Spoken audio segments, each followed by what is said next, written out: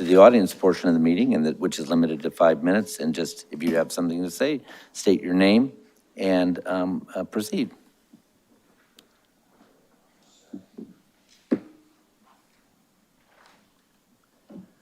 My name is Kevin Caden.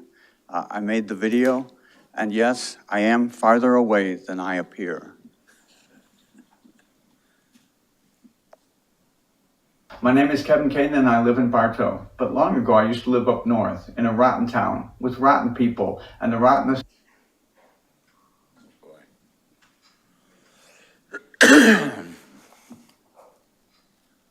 My name is Kevin Caden, and I live in Bartow. But long ago, I used to live up north in a rotten town with rotten people, and the rottenest of all was a snowplow guy. Suddenly, the school district there was apoplectic. They were millions of dollars in debt, needed a huge property tax increase. They'd have to cut after-school programs if it didn't pass. I'll never forget the one guy. He said, quote, "I'll go hungry before I'll let my kid not play football." There was massive support. All the big shot local politicians, slick campaign in the local newspaper. They were locked in until I started to do research. I found out the rest of the story.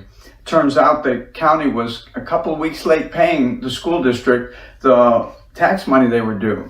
So instead of being paid in December, they were paid the next year in January. Do you think these people at the school board didn't know they'd gotten the money anyway? Would they be considered disingenuous when it was found out they were doing all the screaming after they'd been paid by the county? So I exposed their lie, proved it was all a scam, and their big tax referendum went down in flames. And it's the same thing here, exposing this fiasco. But maybe you'll listen to your own guy, Jack English, who you couldn't even figure out had said exactly the same thing that I'm saying. What my motion really means from you guys' legal standpoint is if I bought an appliance September 10th and I applied in November, I still get the 2024 rebate. Okay?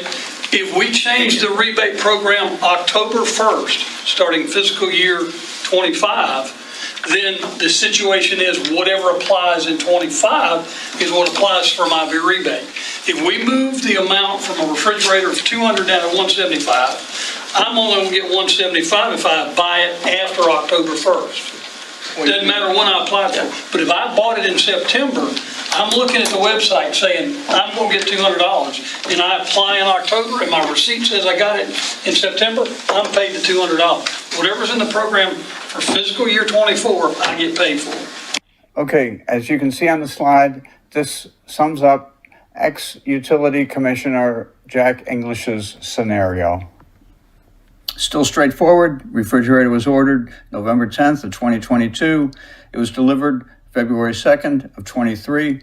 Applied for the rebate 16 days later. Email from Andrea Scott, please wait to submit until you see funding is available. That's because the fiscal year 2023 rules still applied, submitted within 1 year. They thought that the rules are subject to change without notice means that they can do anything. That doesn't work that way. Jack English figured it out. He gets his rebate under the previous fiscal year rules. They think the rebate changes the very second they post it on the website. Is it so difficult for you to see, or do you just not want to? There were other people sitting in those chairs long ago. A different city manager, a different city attorney, a different police chief over on Massachusetts Avenue.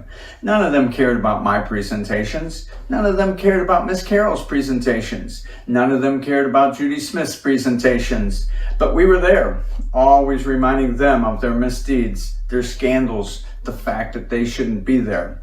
But without legendary Ledger reporters all those years ago, it would have been scandals as usual. Look up bra shaking incident Lakeland, worldwide outrage. Jeremy Rebate, who that chief instituted, quote, the Jeremy rule, because he was finding so much information. Later held accountable by a truly great state's attorney who was enthusiastic about prosecuting wrongdoing. John Chambliss, Rick Russos, reporting on the scandals emanating from those chairs long ago. Quote from that previous city manager, there's no smoking gun, not even a water pistol. The city taxpayers paid 6 figures for some outside consultant to come up with that quote. On, the Ledger reported, and finally that manager was gone. The previous city attorney would be the current city attorney if what happened in Tampa stayed in Tampa. But once again, the Ledger, standing up to corruption, standing up to scandals, let everybody know. And finally, that city attorney was gone. And by the way, this would be the same city attorney who plunged the city into almost financial ruin with his FMPA contract. The Ledger was responsible for making Lakeland a better place.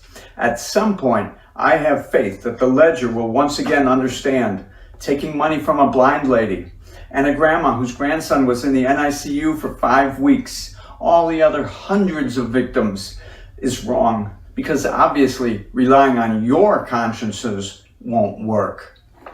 Thank you very much. My name is Kevin Caden and I live in Bartow. Okay.